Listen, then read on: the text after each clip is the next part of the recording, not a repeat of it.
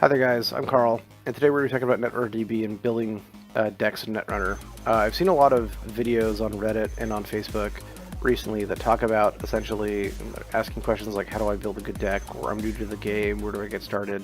One of the places you can get started is YouTube, which is probably where you're watching this video. Unless it's on like Daily Motion for some reason, but I certainly didn't upload it there. Basically, you can take up videos and tutorials and things like that on YouTube that are a good place. One really prolific Netrunner YouTuber is Code Marvelous. His videos are fantastic because he both playtests his the decks that he builds, and he also builds decks with a buddy of his, and he's built hundreds of decks at this point probably. And he has videos of both of those, the deck building process and the playtesting process, and kind of like the breakdown of like what he's done right and what he's done wrong with his decks. But this isn't about that. Like, if you want that, he does that the best probably that anyone does in the community. What this video is about is just essentially just using the interface of NetrunnerDB and learning how to look at other decks and kind of ask questions about why things have been done in those other decks on a fundamental level.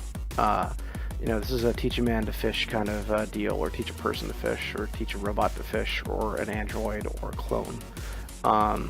So let's get started. First of all, you need an account. My account is, I think Code Echo Chaser is the name that I got kicking around here. I don't see it anywhere on the interface, but whatever.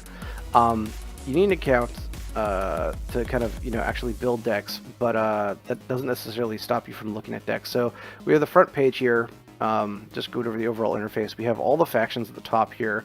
We can go take a look at their faction pages if we want. They're also underneath the factions tab here. And then we have kind of the deck of the week, deck list of the week, which someone, you know, the most popular deck of the last week. This particular deck is actually a really well put together deck that has a lot of really strong synergies with itself. It would be a good starting point to talk about decks in general, but we want to talk about the interface for the most part in this video. So we're not going to necessarily deal with the deck list of the week, but it is here. Generally, these become kind of like, from a community standpoint, these can be kind of talking points in general, because again, this is a community hub more or less for the entirety of the Netrunner community. This is where everyone builds their decks. So we have the My Decks tab next. If we go to it, we can see all the decks that you've built. I've built quite a number of decks, from my original decks that totally suck to more recent decks. As you can see, like, you know, when I started off playing, I started off trying to play some Andromeda, some Criminal, and I started playing some Anarch, and, you know, you can see mostly Wayland decks through the entirety of this stack. But at a certain point, I started playing Jinteki. Well, I played a single NBN deck. I generally haven't much cared for NBN. Oh yeah, at some point I started playing Blue Sun and Polana Fluids, which is right here, and yeah, and then eventually I started kind of messing around with more Criminal and Wayland. So you can see that, like, throughout my entire career here of NetrunnerDB and building decks, I've mostly played Criminal, Anarch, and Wayland. These are the decks that I've kind of built. I've got a copy of that Geist Tier 1 deck that I made a copy of from the front page that we just saw there, that I was messing around with and editing a bit. In this case, I added some Underworld Contacts, but I also have this like Ken Tenma deck that I built myself. Maybe we'll talk about it later. Moved on from another tabs with the deck list tab. So we have some obvious filters here. We have recent decks, so we're going to see that, like, Wayland Tower of Power that we saw on the front page. And it's got the first rotation little tab on it, which indicates that it's rotation compliant. October 1st, which is today actually, Netrunner just went through its first rotation / ban restricted list. So there's a bunch of cards that just aren't allowed to be used in tournament play, and there's also a bunch of cards that are just straight up removed from the game, even though they are legal because they haven't been rotated out. And there's some restricted cards where you're only allowed a single copy. Sorry, you're allowed 3 copies, a full 3 copies of that card in your deck, but you're only allowed to have 1 from the list. So maybe we'll go over that later when we're talking about actual deck building. But a bunch of these are actually compliant to that because that's what people are going to be doing from now on into the future.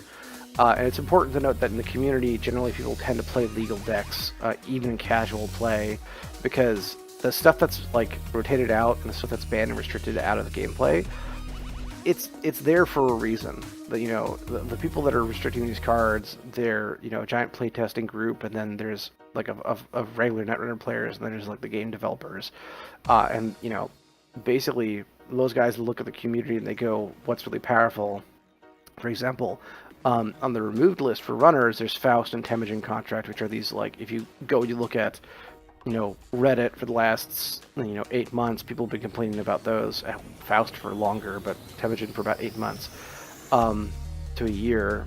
People have been complaining about those two cards for forever because they're way above the regular power curve. But we're not here to talk about restricted. We're here to talk about NetrunnerDB. So we've got our recent decks. We have tournament decks, which are decks that scored well in tournaments. A bunch of these are September 30th because we're just kind of coming off of the national tournament scene and moving into Worlds, which is happening relatively soon. And then there's a bunch of other stuff like deck lists of the week, Hall of Fame.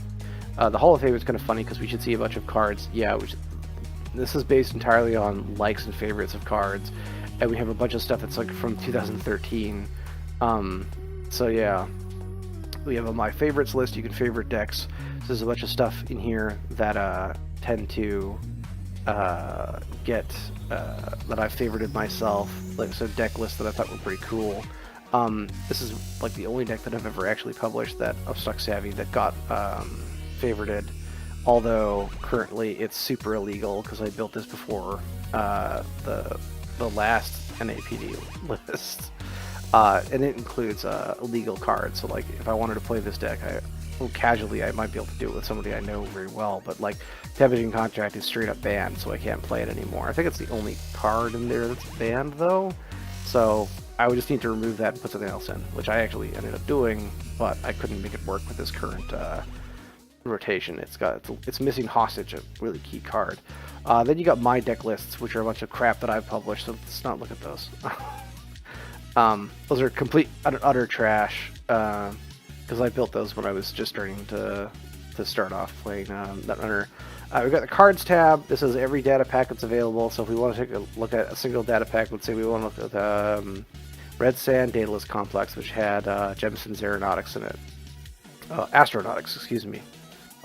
We can take a look at this data pack. We can look at all the cards in this data pack. So if you're looking at like which data pack should I go and purchase, and someone says, well, you want these cards and they're in this data pack, well, you can come here and you can actually look at the individual cards in that data pack, and you might actually get ideas of how to go and put together some sort of weird combo from some of these cards in this data pack and get some ideas from that, which is kind of cool. Like, maybe someone says, oh, go here and for this data pack if you're playing Genteki because they got Kakugo, which is a really awesome barrier that just says when the Netrunner passes Kakugo, they take 1 net damage, period. So you get a barrier that stops people from running unless they use a barrier breaker. It only costs them 1 credit to go through, but it also costs them net damage. That's why that's 4 credits to res, by the way, is the net damage. It's a really strong, annoying ass barrier because if you put 2 in a server, it essentially says, if you're coming to the server, take 2 net damage.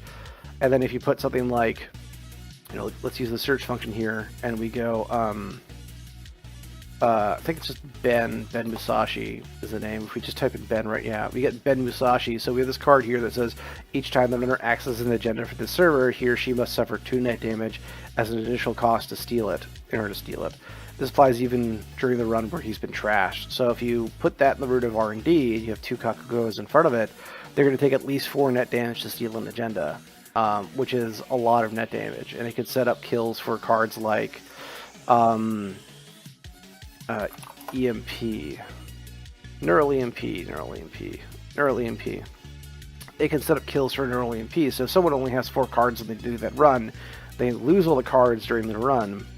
And then you can go, maybe you got 2 Neural MPs in your hand. You go play only if the runner made a run during his or her last turn. And you can go Neural MP, and kill somebody. And once, if someone has to discard cards in their hand, but they don't have cards to discard, they get flatlined, they lose. The runner does, at least. The corp doesn't. So that's a very strong combo to kind of think about. It's one of those combos you can kind of go for. It's got a lot of parts, though, a lot of moving parts, so those kind of combos tend not to be 100% reliable for closing out games, but they can definitely force the runner into being more cautious. There's another card that's a lot stronger with that regard, which is, let's go and take a look at Snare. This is an oldie but a goldie. Core set and revised core set. Essentially, Snare says, if Snare is accessed from R&D, the runner must reveal it. If you pay 4 credits, if the corp pays 4 credits when the runner accesses Snare, do 3 net damage and give the runner 1 tag. So, like, you know, if you manage to put a Bed Musashi, or let's say you put like 2 Kakugos into that server, and they're coming down, you know, to access R&D, they're kind of like running the red line. You know, they're taking the 2 net damage. They have a 5 card hand size. So they're taking those 2 net damage, and then they're hitting a Snare. They're in a pretty rough shape, because the rest of their turn has to be spent drawing back up cards, and it can't be used like econing stuff or doing whatever they're going to do. Yeah, that can be pretty dangerous for them, because if they don't draw back up cards, if they run like last click, generally considered to be a really bad idea in Netrunner. If you run last click, then you're set up for internal AMP. You generally don't want to do that. So yeah, Snare plus Kakugo, very strong. And it's one of those things that you know, one of the combos that you can kind of get inferred to when you're looking at cards on NetrunnerDB. And also, you know, every card on NetrunnerDB has kind of a review done by people that talk about the interaction that this card has with other things. Like I just mentioned Kakugo, but this guy is like talking about how this card essentially is the Jiteki card, and then he goes on to say a bunch of stuff. I'm not actually going to read it. One point about resing Snare, if you're drowning in the Val Blackmail meta, or even if seeing lots of run amucks with Empasant combo, Snare is a free res, which works incredibly well with Surat City Grid. Huh. This guy's talking about, like, this is like a snapshot from January 2017 of like a meta that doesn't exist anymore, because probably a bunch of the cards in it got rotated out. Well, not run amuck and Empasant, but Blackmail got rotated out. So, you know, some of the things to keep in mind when reading these is that some of the stuff that they say might not be applicable anymore. Like, this is a review from 2015. So there's probably stuff about Snare that we could go and figure out more of. Next is the Factions tab. So if we go and just take hit the Factions tab here, essentially we've got a bunch of different like kind of really popular decks listed underneath the IDs for those decks. So we've got like this Lead the deck here from 2017 June that we can take a look at, and kind of as I mentioned earlier, I think we have a description of how this deck is kind of working and what's the deal with it. And we could dig deeper into this deck, but we're not going to right now. Generally, though, if you're thinking about like, oh, I want to play, you know, I want to play Geist, what Geist deck should I go check out? Starting off here is not a bad, and the Criminal tab is not a bad thing, and then going Show More is probably a good idea, because these are kind of decks that are like, you know, they're kind of pre, you know, using the search functionality, they're kind of configured together to give you a decks that are actually like, you know, Geist decks that are popular and have been you know, commented on by the community, which is a good indication if people are favoriting them and commenting on them. It's a good indication that the deck actually has some legs. That's the Factions. We got the Reviews tab, which should be all the reviews for cards, which is kind of interesting. And this looks like a chronological thing. Generally not that great. And then we have the Rulings tab, which is essentially, this is all the errata that's been done, or further explanations on how cards should work. So, you know, Sundew, for example, Malatemporal 54, pretty sure that's actually completely illegal now, but if the runner plays an event to initiate a run on the server that Sundew is installed in, the corp does not gain 2 credits, for example. So the first thing the runner spends click, at least 1 click in his or her turn to gain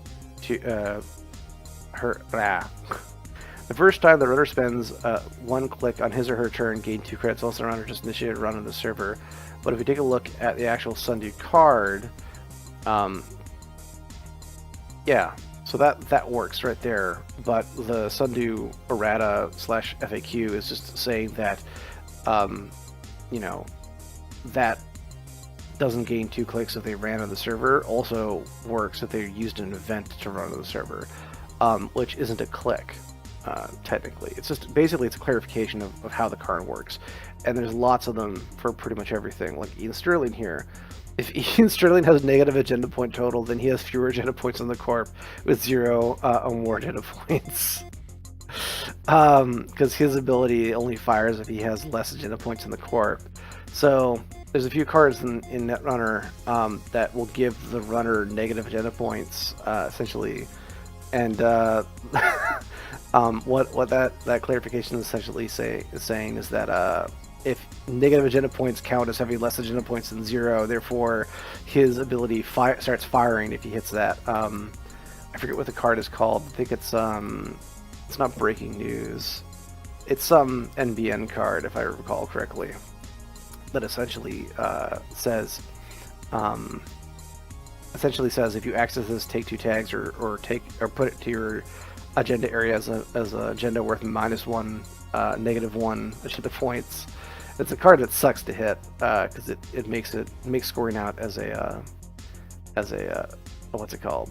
It makes scoring out as a runner even that much harder. So that's essentially the overview of kind of what NetrunnerDB is like, and I've kind of come to my decks here, and we're going to build a new deck and kind of just look at the tools and how to actually physically go about doing it. I don't know if we're going to build a good deck or not. Actually, let's intentionally build kind of a crappy deck. We're going to build a Nero deck. Ooh, no, you can't build a Nero deck. He's too bad. Laramie Fisk is... yeah, let's build a Gabriel Santiago deck. You know, we're talking core set here. And we'll go to our collections tab. I should probably do an overview of this area. Okay, so we have card suggestions. I've gone to my settings and I've set it to go and use 10 suggestions because I like suggestions. I'm using 3 core sets, which is, you know, essentially core sets come with a limited number of cards. They tend to come with like singletons or single-offs, or just 1 card of certain types. And generally people will just use 3 core sets when they're building, because if you don't use 3 core sets and you try to use put a card that's a singleton, it'll only let you put 1 in. Generally with those kind of cards, if you only have 1 core set, you just proxy them. You just write on a slip of paper, this is whatever this card is supposed to be. In the case of the revised core set, the new one that's coming out soon, you would just write like, oh, I want 3 Mr. Lee in my deck. It only comes with 1 Mr. Lee, so I'm going to say these are the 2 cards, just Mr. Lee's, some garbage cards you have you don't care about. So I've got 3 core sets there. Display on 1 column. I've never actually tried 2 columns. I prefer 1 column anyways. Show unusable cards. No, we don't want that. Show only used cards. That's weird. Show 1-on-1 format appliance. No, we don't want any of that stuff. This is all particular. Those 2 are tournament rules for online stuff. Or particular tournaments like 1-1-1-1-1 11Zs, I think is what it's called, is like a way to build decks that we're not going to talk about today. And then we have our collection here.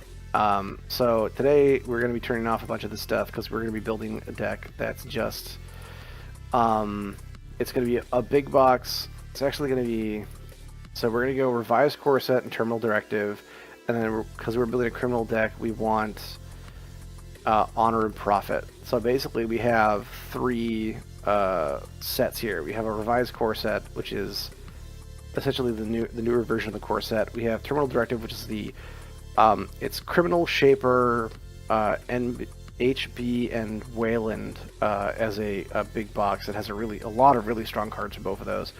Generally considered to be the stepping off point for once you buy a core set, you kind of go and you buy terminal directive, because it's got a whole bunch of stuff in there that's really strong. And then I've also chosen honor and profit, which is the big box that has Jinteki Criminal. Although if we were going to build a Wayland deck, we would also probably go get. Wait, is Honor and Profit? Yeah, I'm right about Honor and Profit, aren't I? Am I crazy about that? Yeah, no, Creation and Control is Shaper and HP. Honor and Profit is Jinteki and Criminal. Order and Chaos is Wayland and Anarch. And that's also a really strong. This is probably the strongest. Order and Chaos is probably the strongest of the big boxes. But all the big boxes are really rather quite powerful. At least for criminals, at least. So by going through our collection and kind of curating into that, it allows us in the build section to only see cards that are actually available in all these tabs for those particular factions. So in the case of Criminal here, I've chosen the Criminal faction, and we have Events, Hardware, Identity, which we can check out. These are all the identities we have access to by having those expansions. Programs, and we have resources, right? So starting off, we're taking a look at Gabriel Santiago. He's got a really nice generic kind of ability, which is that he just essentially whenever he runs on HQ he gains 2 credits, which is really strong. You want to run on HQ anyways. That's where a lot of agendas tend to pool up. So we want to kind of build a deck that's centered around maximizing our runs on HQ. Now, just based off on memory, I know that I'm going to want at least one thing here, she saw it earlier, which is Sneak Door Beta, which essentially allows you to run on Archives as if it was HQ, and access HQ, which is super powerful. So we're going to throw one of those in there. And then we want to kind of build a breaker suite. Now, because we have both, like if we were to go and turn off Honor and Profit and turn off Terminal Directive and just have the base breakers from just the core set, we would be in kind of a tricky spot. We'd have Fairy you'd want to include, and like a single Femme Fatale, and then like a single Peacock, and then, you know, Aurora. That's kind of how we'd want to go about building a deck. So that's kind of how we'd want to go about, you know, putting together our, more or less, our breaker suite, which is what it's called for core set. We've got a Cogate breaker, we have multiple sentry breakers, but that's because one of them essentially, when you're done breaking a sentry with like a fairy, it actually gets destroyed. So we have got 3 fairies, which are probably the most efficient sentry breaker in the game, and then we have Femme Fatale, which is a sentry breaker that also lets you bypass a single card. We actually might want to put 2 Femmes in that deck because of how difficult it is to do that. And then we also have a single barrier breaker. So we've got a bunch of these singletons going on, and this is kind of an okay breaker suite for a base core set deck, generally. And you know, we kind of have some problems going on with this in that we only have single barrier breaker and Cogate breaker, so we'd want to include something that can protect our guys from program destruction. So put some sacrificial constructs in there, so that if we do hit anything that destroys programs, we're not going to lose our Peacock or Aurora. But then we also run into the problems with those cards in that they're going to be really difficult to draw. So we're going to go over to Criminal Events and take a look at Special Order, which is an event that lets you essentially go and tutor up, or go and look through your deck and find an icebreaker and add it to your hand. We're going to have 3 of those. While we're here, we might as well actually add a bunch of stuff in. We want at least 2 inside jobs. We want some easy marks for more money. We're going to look at resources right now and see what we got. Got some bank jobs. Fall Guys are not bad, but I don't really see a reason to include them right now. We got Mr. Lee, which is the best card draw that we have, so we're going to have 3 of those. And hardware-wise, we've got Doppelganger, 2 of those, 1 HQ interface, emergency shutdown. What we got for... We got Infiltration. I don't know why that's still included in the revised core set. Sure, Gamble. That's good. Let's look at what we have here. Modded, not really that useful. Maker's Eye, we want 2 of those. I got 31 cards. We're pretty light. Oh, right. We want some Armitage code busting, don't we? We want 3 Armitage code busting. Is there an easy way for us to get Link? No, there really isn't, is there? Oh well. That's just going to be what it is. Criminal. Oh wait, no, we have in resource for... Right. I'm building this deck off memory. I'm sorry, I kind of went off on my own thing. We got 3 liberated accounts, because that's some really tasty stuff. And then like an ice carver. Yeah, that's strong. And we got 38 out of 45 cards. Let's see if we can criminal things up a bit. So we can only work with criminal and neutral stuff now. Crash space. Eh. It mitigates meat damage. There's no real scary meat damage. It lets you remove tags, but you don't really have an easy way to give yourself tags. There's no reason to put honorable contacts in there anymore. Programs. Crypsis is not very good. Pheromones. Eh. Doppelgangers is what? Okay, 1 MU. Don't really need dice and mem chips. Emergency shutdowns, yeah, let's include 2 of those. Forged activation orders, yeah, let's include 2 of those. Infiltration, expose a card, or gain 2 credits. Let's go for an extra inside job, and then is there anything here that we've got that we could include? Let's go for another HQ interface, and then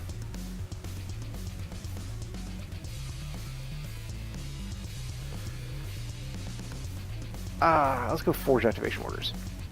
All right, so I just jammed this to get this deck together really quickly, and this is just based off of a revised core set, and we can see that it's a little bit different than your average like generic deck that you get out of a core set. It has as much money as I can cram into it, with it still being reasonable. And did I put Sure Gamble in there? I did, good. While also having probably the best pure... Actually, thinking about this... Oh man, what am I... I'm such a scrub. Let's get rid of that. I'm like... Go to Shaper real quick and grab ourselves in programs... Guardian Blade. Because that's just the tops. And then... They got Morningstar. Nah, we don't have anything to support strength, so... Aurora is probably the best there. Okay, so this is... Oh, I'm down... Where did I lose again? Okay, so one jump cut later, we have a finished deck.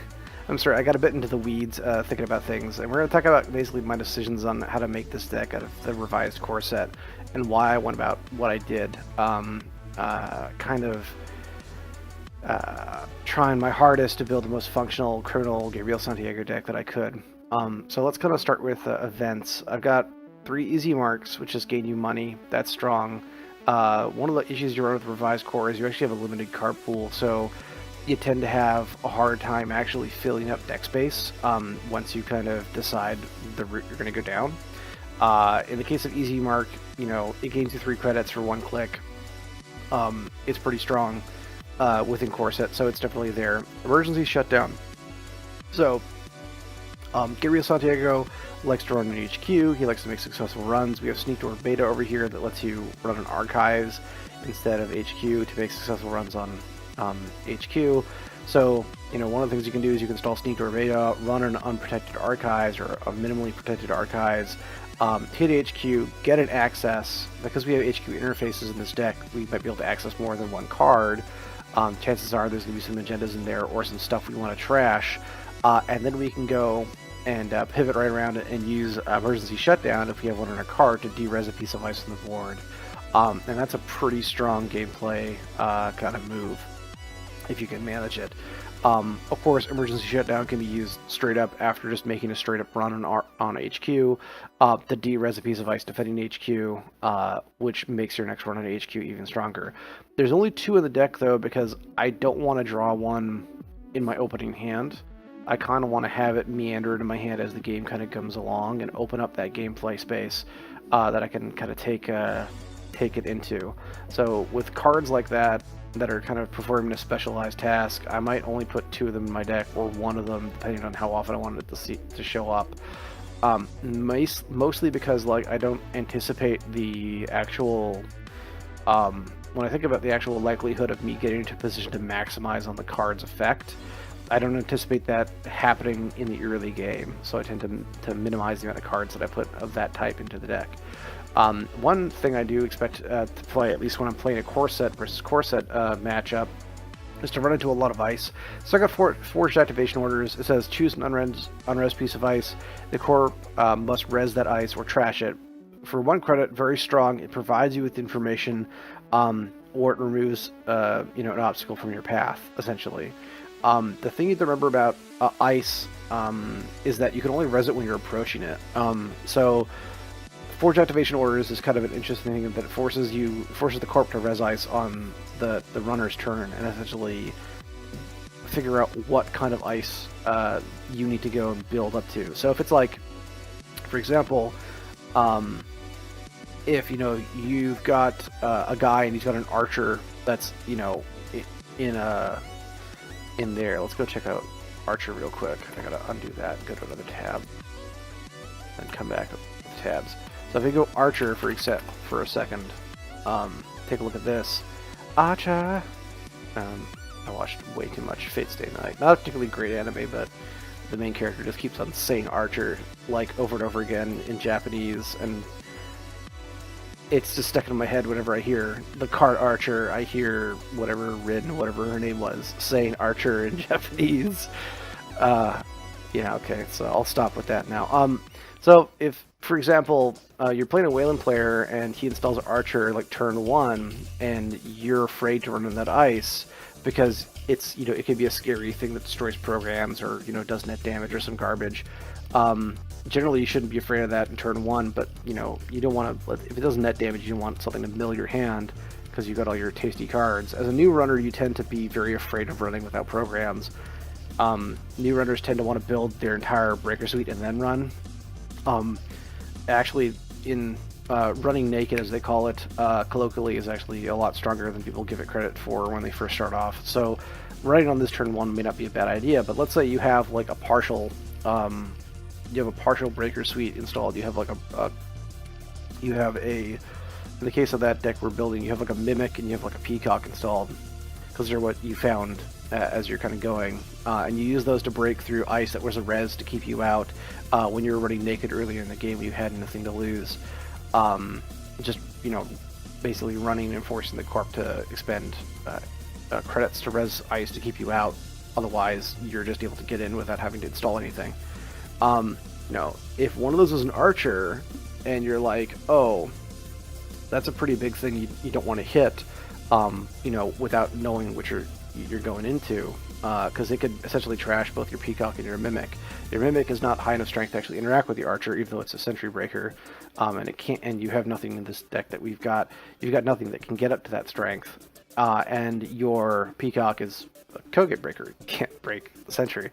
So by using forge activation orders in that context, you can force them to res that archer prematurely.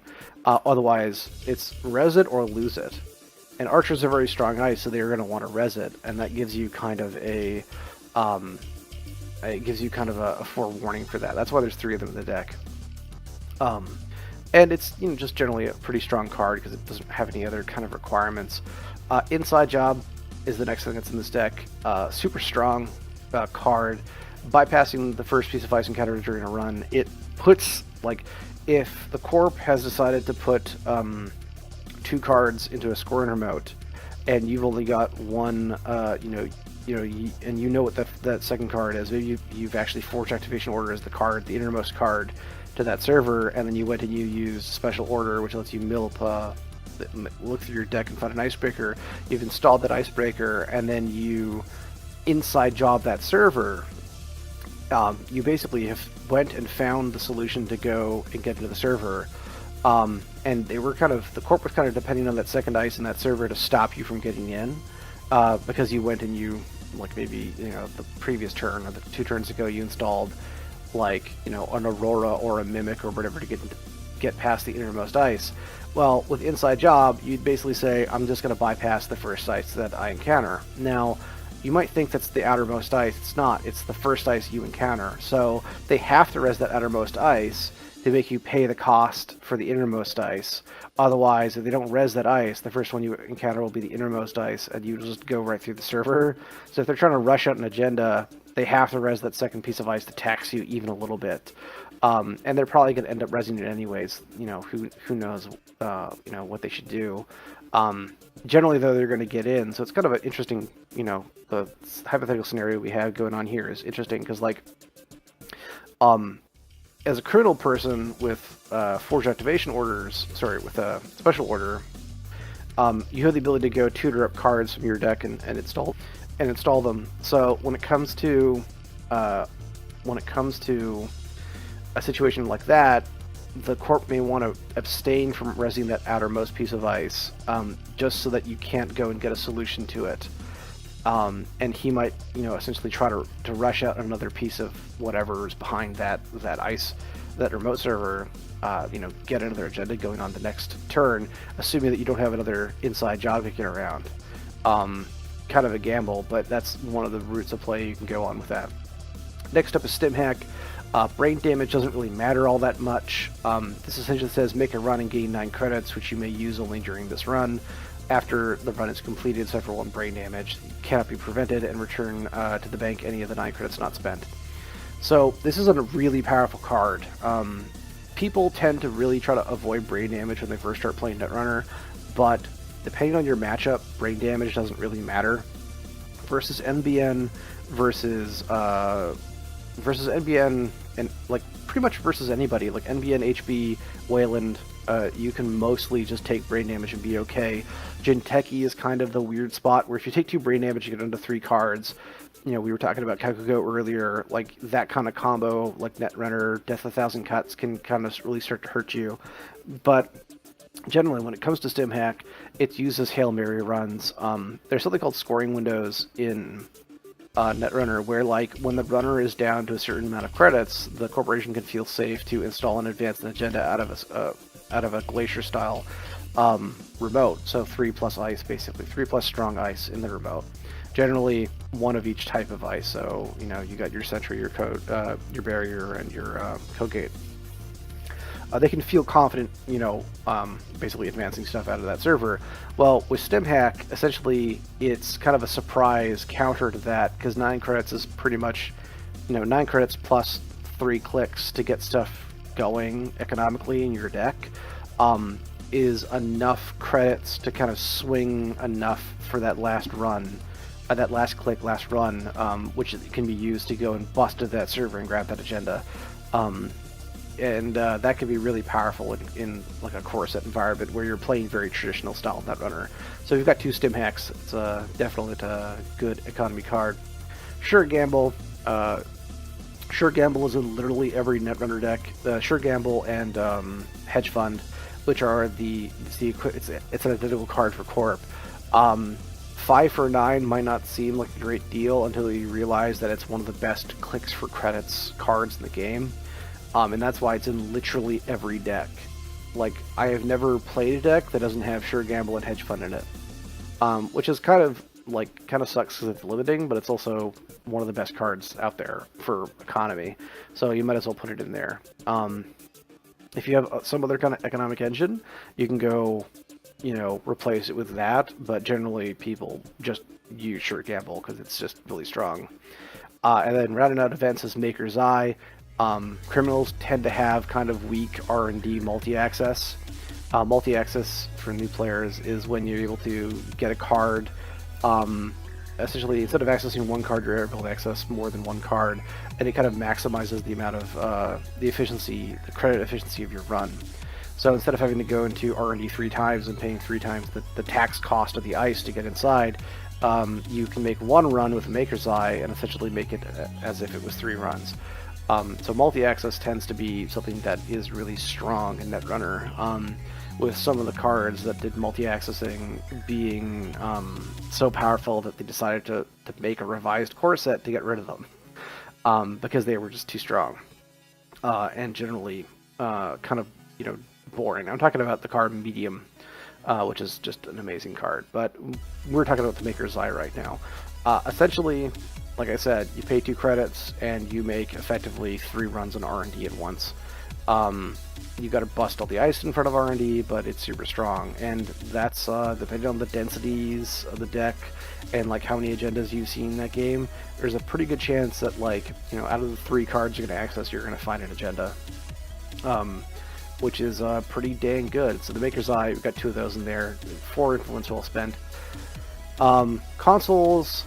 Generally, consoles, I only put 2 of them in any of my decks. I don't tend to go to 3 consoles unless they're super important and really cheap. Consoles tend to be expensive. Doppelgangers with like 3 credits.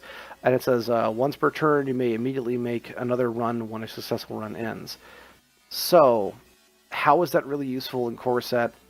Well, the thing about Doppelganger is that it's only really great when you start making money off of runs, which criminals have a few cards to do. In the case of this deck, we only have 1 card that does that, which is Bank Job. So if you first click install 2 bank jobs, or sorry, first and second click you install 2 bank jobs for 2 credits, put 8 credits on both of them, and you had like a single server that's open. Let's say this is whenever you make a successful run on a remote server. So let's say someone put down a pad campaign or something in a remote server. You could do those the first 2 clicks, and then you could install Doppelganger the 3rd click, and then 4th click make a run on that server. Now, Bank Job only lets you take out money instead of accessing cards, it's like a trigger that only happens once when you hit a server. So you can't make 1 run and get 2 bank jobs off of it. You make 1 run and you get 1 bank job and it's full credits off of it. So like with Doppelganger, you're making 2 runs. You're able to install both of those and go, great, I'm going to run on that server twice this turn and gain 16 credits, which is a huge amount of money. Criminals have a lot of cards that give them money based on remote servers or open servers. Another one of them is... oh, it's not even displaying it because I can't even display it because I have it disabled. So let's go Honor and Profit and go Testing. Security Testing is a card that basically does that, which says whenever your turn begins, you may choose a server. The first time you make a successful run on that server this turn, instead of accessing cards, gain 2 credits. So, Bank Job and this, both of those trigger off the same instead of accessing trigger word or trigger event. So you can only get Security Testing or Bank Job, but the thing about Security Testing is that it renews itself. And also, security testing can only trigger once per server. So where Bank Job can be applied, because with Bank Job, you choose to take the credits instead of accessing. When you access with Bank Job, you can do the Doppelganger trick on 1 server. But with security testing, you need to declare them at the beginning of your turn, and then basically it replaces the access of cards with the money that you get off of it. So if you get Honor and Profit, that's actually an economic thing that you can put into the deck instead of like an easy mark, for example. Like I said earlier, you can replace that with something else. And in that case, your Doppelganger actually starts doing a lot of work. Overall, though, Doppelganger kind of needs a combo like that to justify it over other consoles that criminals have access to from data packs and other garbage that they've got access to. But it's pretty nifty. Is there anything else that could actually trigger off that? Not really. Unfortunately, you generally don't have anything other than Bank Job to trigger off of. That being said, if you wanted to put even more money into the deck, you can go over 45 cards for runner decks. They actually don't have any card limit to them, so you could go 46 cards and put another Bank Job into the deck if you felt like. But, oh, another thing to remember is that Bank Jobs can be, like, you can choose to fire a Bank Job off even if you go through ice. Like, you know, you can use a Bank Job whenever you would access a card in a remote server. So if, like, a card is like an ice wall in a remote server, and you've got Aurora installed, which is strength 1, and you can pay 2 credits to break through a barrier, it's actually worth the money to install the Bank Job for 1 credit for 1 click, and then make a run on the remote server with a barrier, or if it's like a sentry, you know, Mimic, go through sentries, low strength sentries, like nothing. It's worth your money to go into that server with that guy, pay, you know, the 2 credits. Let's say you're playing against Wayland. They've got Caduceus installed, which is a strength 3 sentry that's got 2 subs, I think, if memory serves right. So you pay 2 credits to go through it. Well, you can fire off your bank job even after doing that. You know, so you can still make like 6 credits off that run, which is like, or 5 credits if you factor in the bank job cost, which is still a lot of money. That's as much money as a sure gamble. So that's not necessarily a bad economic choice, and you can doppelganger back into that server as well. So that's just something to keep in mind. And bank jobs can do a lot of doppelganger, and bank jobs can actually do some things a little bit more than just the basic stuff. Next is up is HQ interface. We got 2 of them in the deck. HQ is where you're going to be wanting to go with Gabriel Santiago because you get money to do it anyways, which kind of subsidizes the runs. And HQ interface lets you access more cards. Now you could be hitting snares out of HQ, which could kill you. So you want to be careful of that. You know, if you're going to run on HQ and you're playing against Jinteki, you want to make sure that you've drawn up to 6 cards, because your max hand size is 5. You're going to discard at the end of your turn, but you can draw up. You can use your clicks to draw up above that. So if you're afraid of hitting, you know, if you've got an HQ interface, you can access 2 cards, and you're afraid of hitting some garbage in HQ and hitting 2 snares against Jinteki, well, you can drop a 2nd card, a 6th card, make a run, and be totally safe. You still have the 2 tags you have to clear, but if that's like click 2, you can still spend 4 credits to get through both of those for the snare. Although, you know, with tags, all the corp can really do is trash your resources, which might be important, but they might not be. You know, you got the only thing that I would really say it's not transitory here is SatCon, Sacrificial Construct, and Mr. Lee. But you got multiple copies of Mr. Lee and Sacrificial Construct. Once your deck is, once your Breaker Suite's completely put together and you have enough money, you're probably not going to run into anything that can trash a program. So SatCon is more of a mid-game kind of safety net. Or if you make a run and you have if you make a run and you don't have enough money and there's a trash program in there someplace, like an Archer or like I don't know if Roto Turret is actually in the core set, the revised core set, but a card, like a card that basically will trash, a card that essentially trashes programs. The Sacrificial Construct is kind of safety for that in case you make a mistake. But if you're not making a mistake, if you've got enough money to get into servers, then you should never need Sacrificial Construct. And in the case, I've built this deck with backup breakers anyway, so you should be fine in any case. So that's HQ interface. Really strong card in this deck, especially combined with Netrunner Beta, which lets you just basically say, I've been pressuring HQ this entire time and you haven't defended archives, or you have 1 card in front of archives. You know, as you've been trying to build up your scoring remote and your R&D and your HQ to defend all of them, well, now I install Netrunner Beta and I start making runs on HQ, and I'm gaining 2 credits the first time I do it every turn because I'm Gabriel Santiago.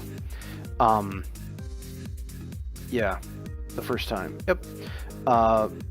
Every time, and now because I got like 2 HQ interfaces, I can run on, you know, HQ for super cheap through archives, and I can essentially have a second vector that I can attack you with.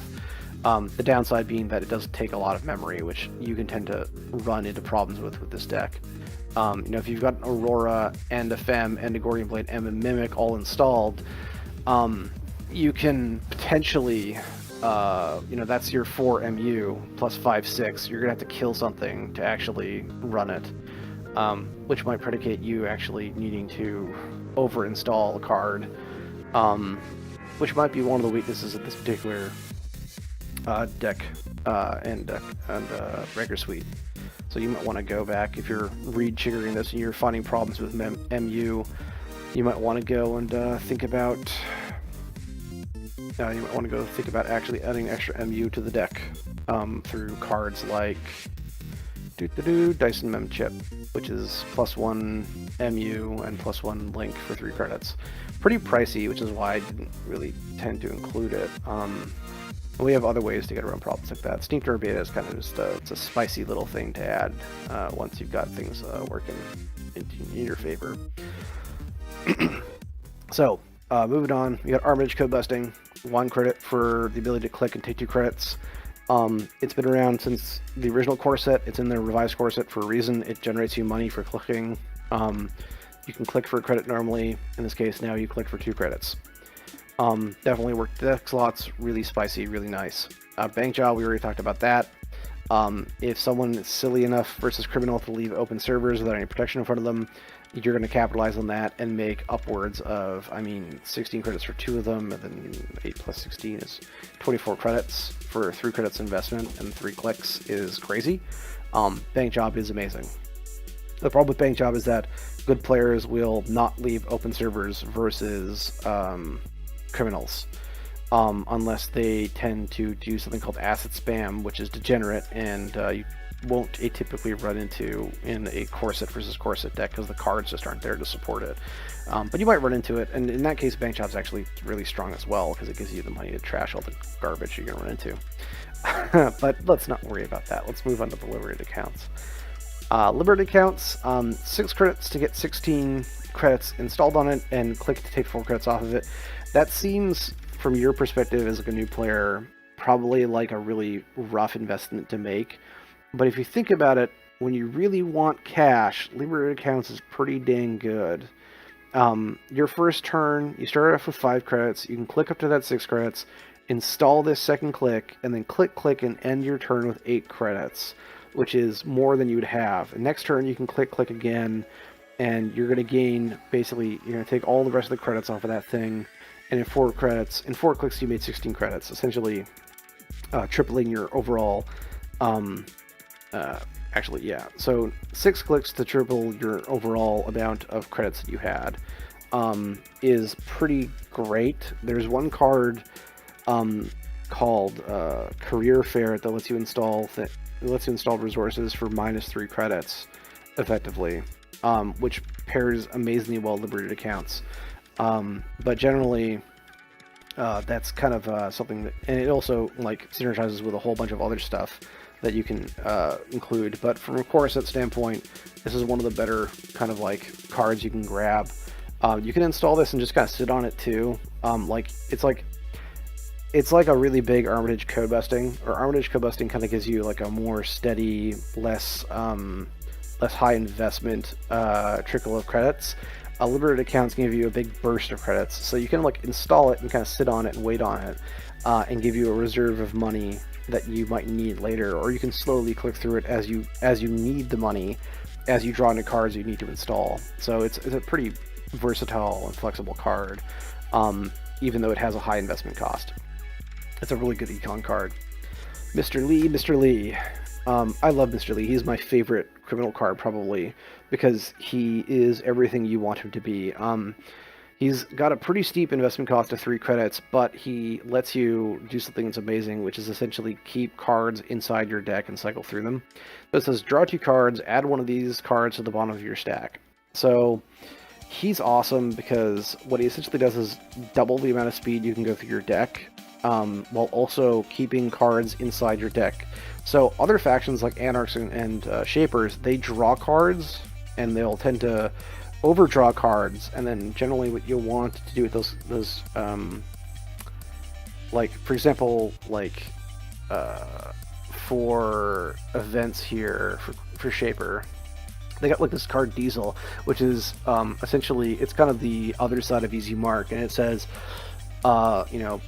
click 0 credits, draw 3 cards. The problem with Diesel, though, is that it puts all those 3 cards inside your hand, and you have to deal with them. If you overdraw with those cards, you have to discard them, which is one of the things that new players tend to have a hard time doing, is they tend to not want to overdraw cards and discard cards because they feel like they're throwing away assets that they need to win the game, when actually what they're doing is they're making a triage choice in which assets are actually needed or not at the moment versus the long run. So one of the things that you need to learn when you're playing Netrunner is actually to discard cards and be okay with getting rid of cards out of your hand. So Shaper, and to a lesser extent, or to a more extent depending on how you build your deck, Anarch, Anarch discard cards all the time. But both of those factions kind of like to do that because they have ways to get cards. Like, Shaper have a ton of ways to get cards, like programs most specifically, from the heap or the trash pile back into play. Anarchs have a few ways of doing that as well. I mean, Shapers have Levy, which we might have talked about earlier, but I've forgotten because we've been going for a while. They have Levy, which lets them take their entire heap or trash bin and just recycle it back into their deck, which is a super strong card. So generally, they're okay with overdrawing those cards because they have a way to re-access them. Criminals only have one way to do that, which is a card called Rip Deal, and it's pretty tricky to use, and it's generally pretty limited unless you build your deck around it. So with Mr. Lee, what they get the ability to do is to look at two cards and go, which card do I need right now, and then put the other card back in their deck. So they don't have to deal with Mr. Lee. You don't have to deal with the overdraw triage question. You have to just basically look at two cards and go, which card can I actually use within this turn or the next 3 turns? And you go, okay, I've drawn a Sneak Door Beta. I don't really need Sneak Door Beta right now. I don't foresee myself needing Sneak Door Beta for a while, so I gotta put this at the bottom of my deck. But because I got Mr. Lee and I'm drawing through my deck twice as fast, in like 10 turns or 15 turns, depending on how many, or 15 clicks of Mr. Lee, for example, you will come back to that Sneak Door Beta. So you're curating which cards you're keeping in your deck while also pulling out different cards that you need, which makes them really strong.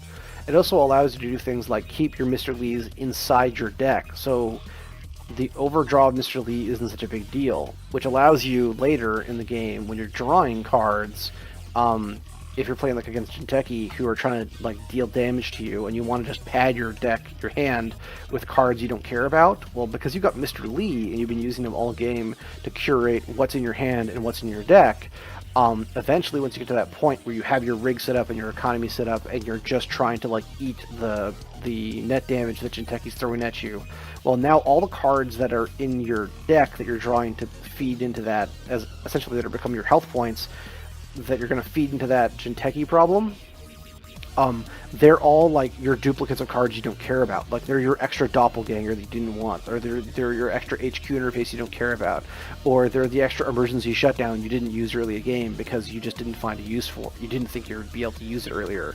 So there are all these cards that are like secondary things. They're your secondary copy of Aurora that you don't need because you already have Aurora installed and you have SACCON installed, and you've got enough money that you're not going to run into program destruction.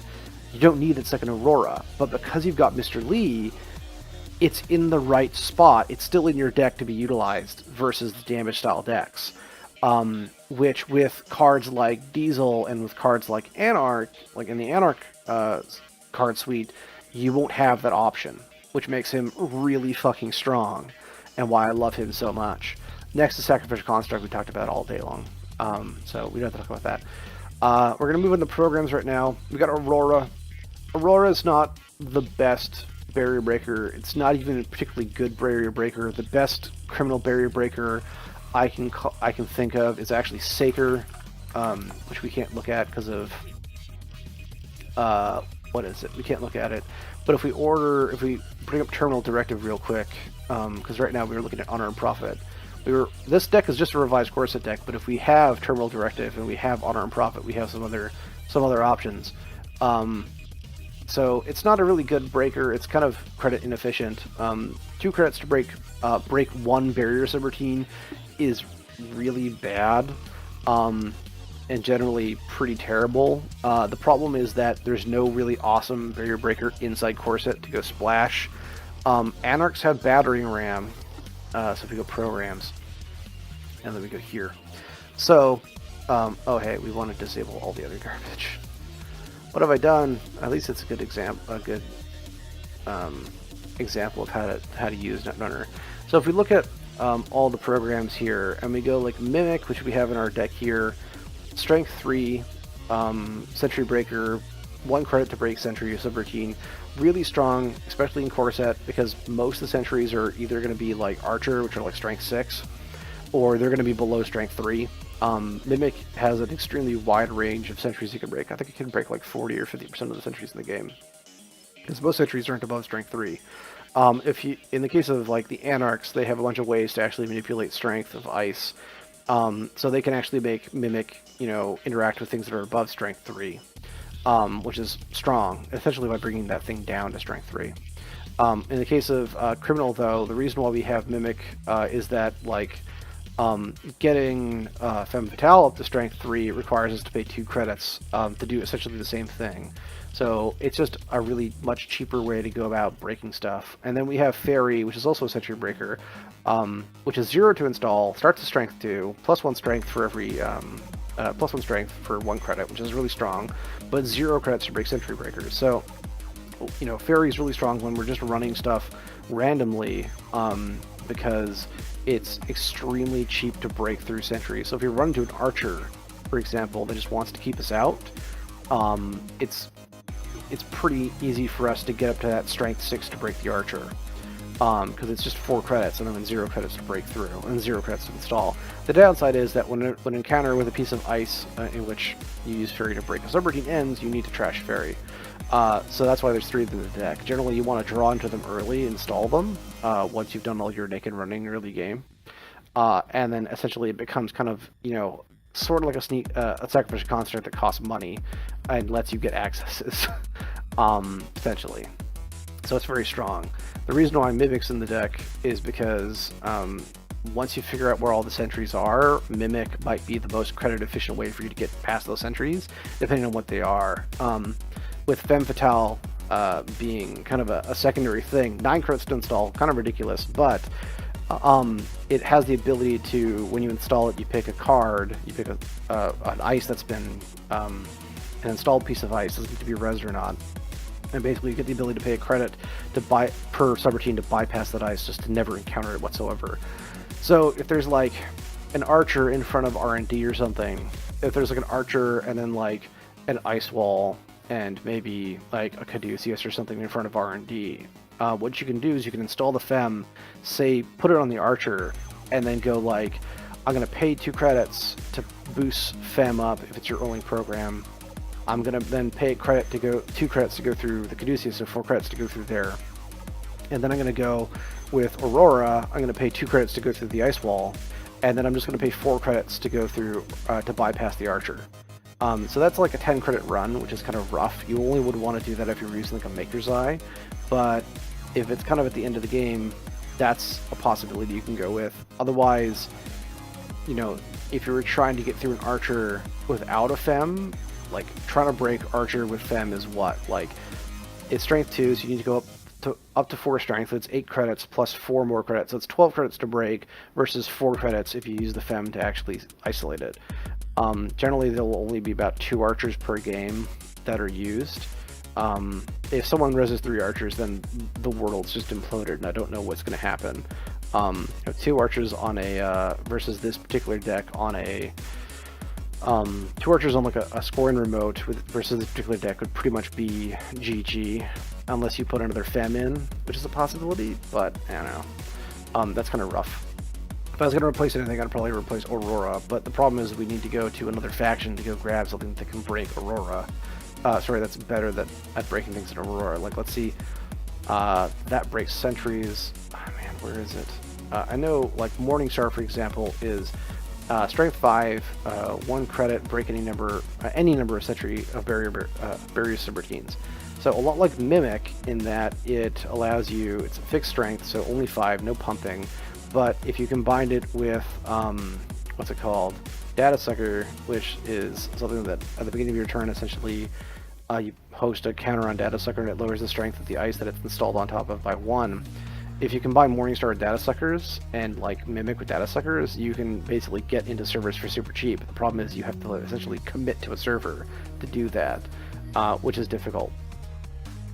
So you've got that for sure with Morningstar, but like what other kind of battering ram is another one. So like this is another thing where it's like +1 strength for remainder of this run, 2 credits, break up the 2 barrier subroutines. So battering ram is definitely a better barrier breaker than Aurora, but if we wanted to use it, we'd have to find 2 influence to go and use it.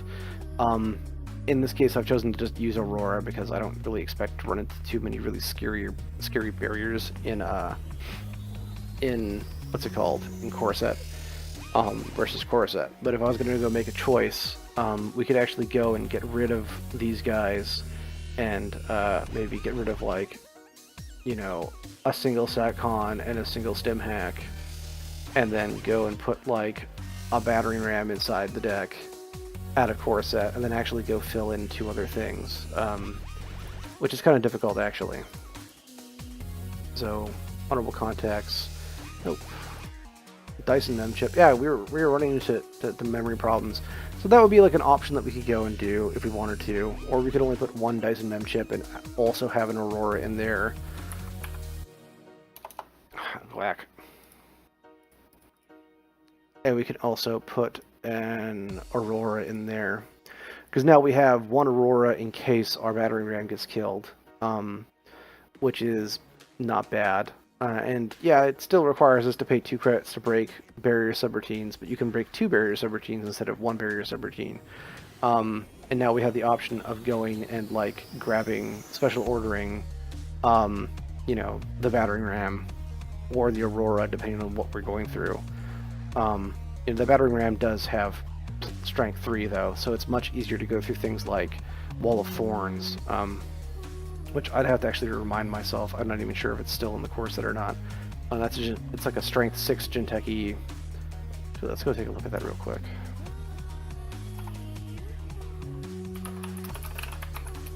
Wall of Thorns. So there are a few high strength barriers in core set.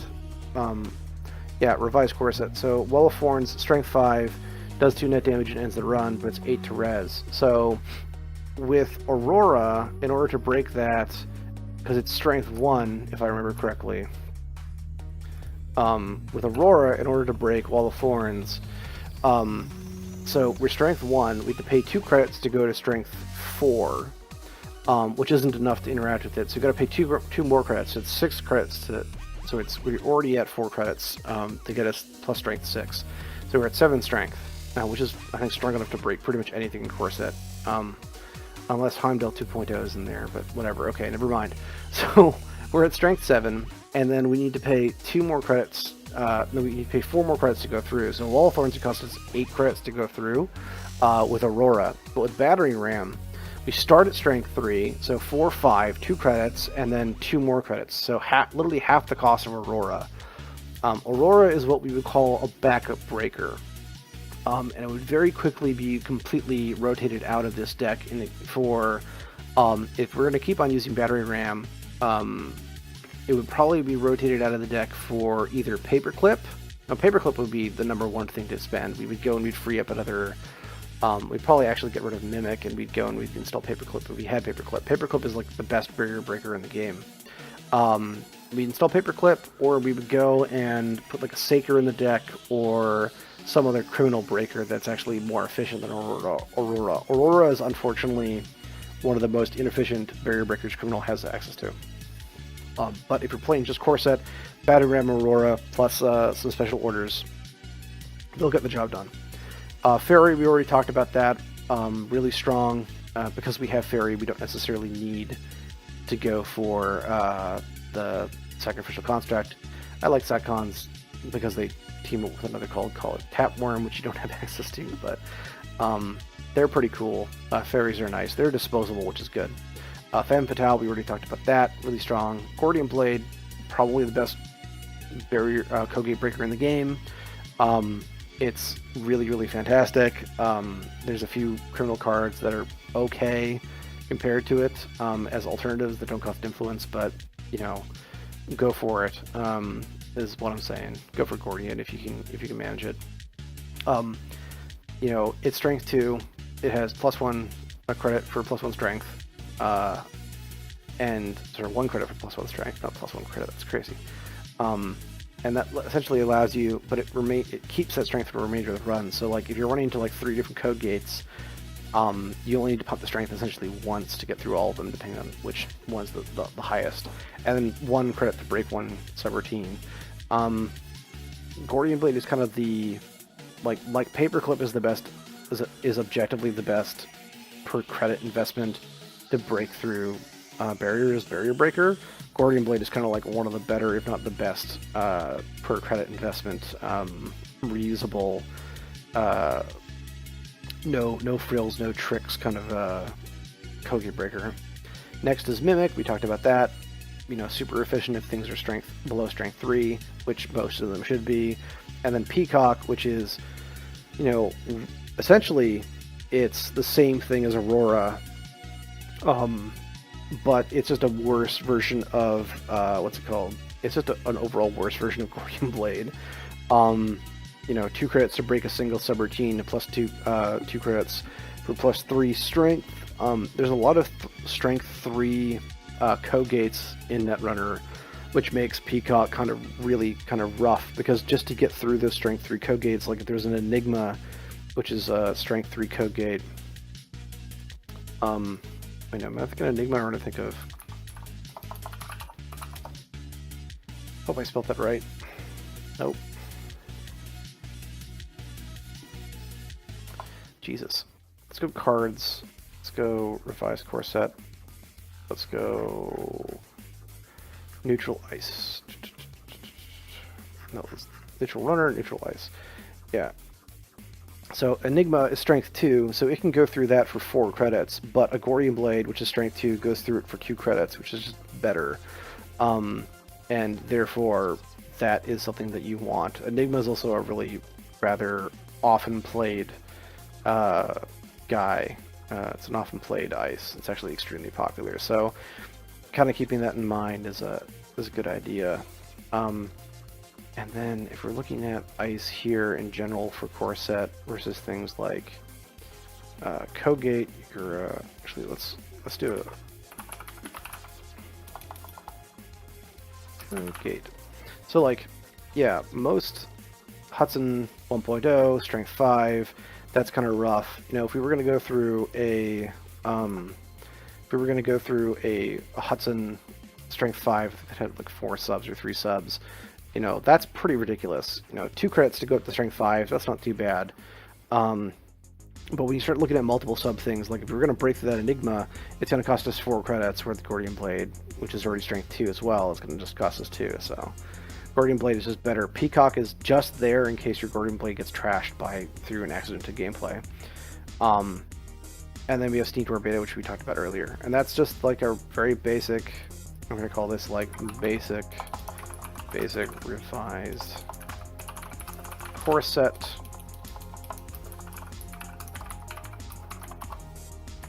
Version 1.0. There we go. And we'll just save that off. This is a very basic variant of this deck. And an okay deck that kind of that I feel like covers all the bases for your basic core set. One of the things I'm going to do is I've gone and I've saved it off, and I'm going to go to view this guy, and essentially this goes with a bunch of different tools that you have access to when you're building deck as well. It gives you a cost graph of how expensive some things are. So like, you know, we have that 1 6 cost resource, which is liberated accounts. We have a few 5 cost things. One of them is a program, and 3 of them are events. Because 3 of them are going to obviously be a sure gamble. You know, we got 2 hardware that cost 4 in the form of the HQ interface, and then we have 2 programs that cost 4, which will be... Wait. Program 2 that costs 4. Okay, yeah. So we've got Aurora, no, we got Gordian Blade that costs 4, and then we've got Peacock that costs, no, Synthwave Beta that costs 4. So yeah, we can look at the overall kind of spacing, and if we have a lot of cards that are really expensive, we need some way to mitigate that expense. Generally, you know, most decks have an economy curve that kind of looks like this, where you have a lot of stuff that's 1 and 0, 1 and 2 credits, and then you have, you know, a few things that are strength that are 3 credits, and then, you know, things kind of taper off economically. If you're looking at your graph and it's way too top heavy, you're probably doing it wrong. We also have this kind of card draw simulator, which is, I think, one of the most important tools, because like if you're drawing 5 cards, you get your first draw and you get your mulligan whenever you're drawing cards. You know, in Netrunner, and if you keep drawing hands when you're doing card simulations you can't think of routes of play for, you either have built a deck that just isn't working off that well, You know, it doesn't have good card draw like Mr. Lee, or it doesn't have good economy like the stuff that we put together, or like you've either put together a deck that doesn't work very well, or you're just not at the skill level where you can see the route of play that you need to take with those cards. Like in this case, you know, I've drawn 2 easy marks, an Armitage Code Busting, a Stim Hack, and a Sneak Door Beta. That doesn't give me any of the card draw that I want in Mr. Lee. It's got plenty of cash in it though, which could enable me to just draw up regular stuff in case, you know, it wouldn't be that big of a tempo hit because I have all that cash, but I have to invest clicks to kind of play the cash. So I might want to go and actually grab, if this was my first draw, I might want to go and reset and mulligan for a second draw. And in this guy, I get a Bank Job, a Fairy, a Maker's Eye, a Forge Activation Orders, and an Easy Mark. Less money, still a lot of money though, which is nice. And the Fairy's free, so you might as well install it when you're running early. And the Forge Activation Orders lets you basically just pressure the HQ from the word go. So if I was to do anything with this from turn 1, what I would do is I would draw, and I get myself a battering ram. So that's like, you know, basically half the cards that I need to break into a server right there. I need to get my Gordian Blade, and that's about it. So what I would be drawing for is either the Gordian Blade or the Peacock or the Special Order to kind of complete my rig, if I really wanted to pressure things in. So like I would draw first, then I would probably easy mark, then I'd probably, depending if they installed something or not last turn, like an ice, which they probably did first turn, I would probably Forge Activation Orders that ice as my third click, and then as my last click I would draw again. The third turn I would probably draw first click, I would easy mark, I'd probably use that Forge Activation Orders second click, I'd use that for Forge Activation Orders second click, and then third click I would draw again. At that point I would either run, like if I had managed to see what I'd seen, if I could get access to someplace I would probably do that, or I would start installing those fairies. Like I would go install at least one fairy, and I think it was third click that I did that, or fourth click. In any case, like I would kind of just keep drawing and kind of play it by ear. So you got the 3 fairies within the first like 15 cards, which is really strong if you're just planning on doing some aggressive running. Some bank jobs, which could or could not be good, depending on if your opponent is actually knows what they're doing. But we get that. It's interesting. Yeah, and some decent economy. So you know, you'd probably install that battering ram and the fairy, and then start, you know, just drawing up and trying to see what you can do. Installing the bank jobs might not be a bad idea, just to have them kick it around. Because like the thing is that the bank job's sitting in your hand, it's not really doing much. You install it, and you kind of say to the opponent, you can't go and make remote servers or I'll make a bunch of money. Which it sucks that it's a click and a credit to go get that effect. But if your opponent has like pad campaigns or something that could be accelerating their economy, they're not going to want to go and actually utilize those pad campaigns and give you money. So it actually hamstrings their economy for the click and the credit that you pay to show them that you have the bank job. So that's not that bad. We go and we try another hand draw here. You know, if this is our first turn, this is a lot of money and it's a lot of interesting stuff. So we got our Stim Hack, which is nice. We got the 1 Stim Hack. We want to keep that kicking around. At Deliberate Accounts, no Mr. Lee though, so I'm gonna mulligan for try to see if I can't get that Mr. Lee. Didn't get a Mr. Lee, but I got a very similar hand overall. So this would be a as a first turn, it would be like a draw to see what I get, and I would go, okay, hedge fund, Armitage would probably be what I would do that turn, for the rest of the turn. So I would make like a stupid amount of money. So that's 8 credits of profit that turn, plus putting down the Armitage. That would give me, you know, a really strong turn. I didn't make any runs, so the Corp can't interact with me. He can't, like, you know, neurally impede me or anything, kill me. So that's not too bad. And then I can just wait to use that Forge Activation Orders the next turn. Next turn, I draw a card, see what I get. Inside Job, not bad. I would probably, at that point, Forge Activation Orders one of his ice over HQ or something. And then I would, second click, I would install... He'd either trash the ice or have to res it. And then I would install... HQ interface, and then I would use inside job to inside into HQ, and just be like, well, now I'm seeing 2 cards this turn, just for funsies, because whatever cards he's got kicking around are probably agendas. He's statistically, he probably has an agenda in his hand, and as the last click, I probably draw up fairies. Next turn I draw, I install fairy, I use the sure gamble, I draw again. Depending on what that card is in front of HQ, I probably go and I use that special order to go find whatever I want to find, click 3, and then I probably install it.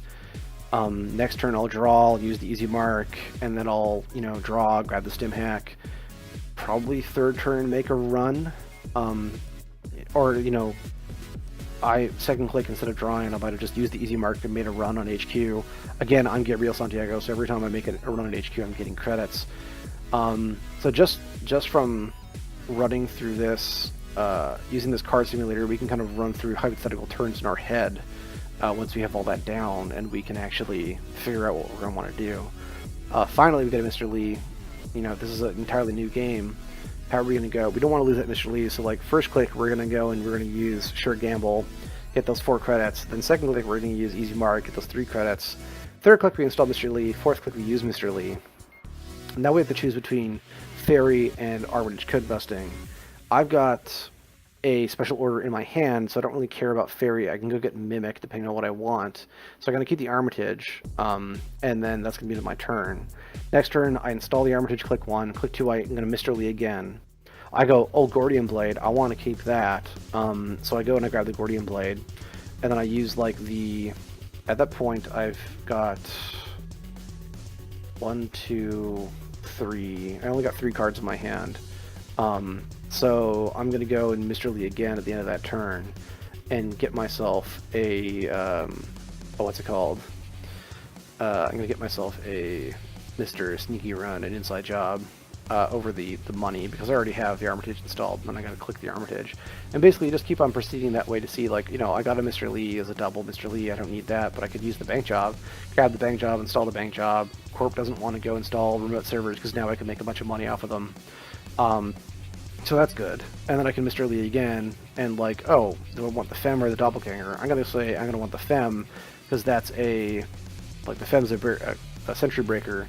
I've passed up a few Sentry Breakers already, but the Fem will let me bypass into a server, which is pretty useful. Yeah, out of the Armitage or the Inside Jaw or the Forge Activation, I'd want the Forge Activation, because I already have what's it called? An Armitage that I haven't used up yet. So yeah, that's basically this revised core set Gabe deck. It's not bad, it's not great. If I was going to change things, I'd go and get Honor and Profit and put a bunch of the core breakers in there instead of the backup breakers I have in it. Or I'd go get, what's it called? I'd go get, what's that? I would go get Terminal Directive, and Terminal Directive has a whole bunch of really strong criminal cards in it. But in general, this is kind of the balance of cards that you want. You want some utility cards, you want some economy cards, you want them all to kind of work with each other. That's pretty much all I've got to say about NetrunnerDB and building decks. There's reams and reams more that you could say about it. We could talk about all kinds of things regarding, different, one, we haven't covered Corp, that's huge. Corp has a completely different way it builds decks. Maybe if people like this video, I might make a Corp deck building video. So you got the Corp, and then you have all the other factions. Even within the revised core set, all the other factions have very different or not very different, but you have pretty interesting mutations on different ways of going about things. As I touched on earlier, about how Shapers and Anarchs, will overdraw, whereas with Criminals, you will tend to try to curate rather than overdraw and discard. Although overdrawing is totally a perfectly viable strategy with Criminals if you have the right deck built around it. It's all about essentially knowing what strategy you want to kind of pursue. I tend to want to use Mr. Lee over more aggressive forms of deck building and card draw, just because I like the idea of Mr. Lee. I like the idea of keeping stuff in reserve. But then again, that might be a fault in my own gameplay, in my own like style of play, in that I'm not willing enough to go and just like get rid of stuff for the immediate future. Who knows? So yeah, like I could cover a bunch of that stuff. If people like this video, I might go make a deck building video for corporations. And then there's also just like all the different garbage you can do. And then there's like the mini faction runners, which is like you got 3 different like mini runner factions that have completely different ways of going about things. Like Sunny LeBeau has 2 basic link, so she's able to go and use like honorable contacts just straight up, and all her stuff, all of her breakers that are in a faction are all weird breakers that if you have 2 link don't cost MU, so she can also use data folding. So if she's got 3 data folding and 3 honorable contacts installed, she makes 6 credits at the beginning of her turn, just like straight up. But being able to build the deck fast enough to get to that point and build your board state to that point, like the problem is like keep your pressure on the corporations so they don't just score out while you're getting to that point where you're economically that strong. And 6 credits a turn is like crazy. So yeah, there's some really interesting Sunny LeBeau decks kicking around for that. But that's pretty much all I have to say for today. If you got any questions or comments or whatever, I'm pretty easy to get in contact with. You know, through the comments or through however other means you want to go for it. In any case, I'm going to sign out for today, and hope you guys have some easy runs. Take it easy. Carl signing off.